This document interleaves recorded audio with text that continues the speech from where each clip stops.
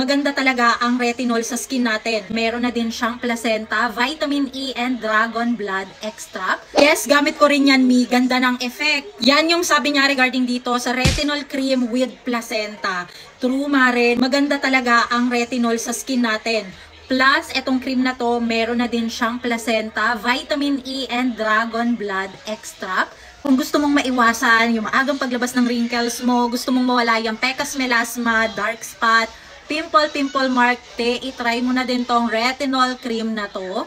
Ang ganda nito sa skin, te. Kapag kayong inilagay nyo siya sa face nyo, lakas talagang makabrighten. And pagkagising nyo sa morning, pagkagising nyo kinabukasan, talagang batak na batak yung face nyo na para bang nagpabotox ang atake. Ito yung may cream, ito yung wala. Kita mo ba yung glow na naibibigay niya sa skin? Talagang nakaka-moisturize na din siya ng balat, te. Ang ganda, oh. Tingnan nyo. Since may retinol nga itong cream na to, huwag nyo siyang araw-arawin gamitin. 2 to 3 times a week nyo siya i-apply. Bago kayo matulog, te, i-apply nyo na yan sa face nyo. Then, pansinin mo yung balat mo kinabukasan, te. Napaka-smooth. Basta ang ganda niya sa balat.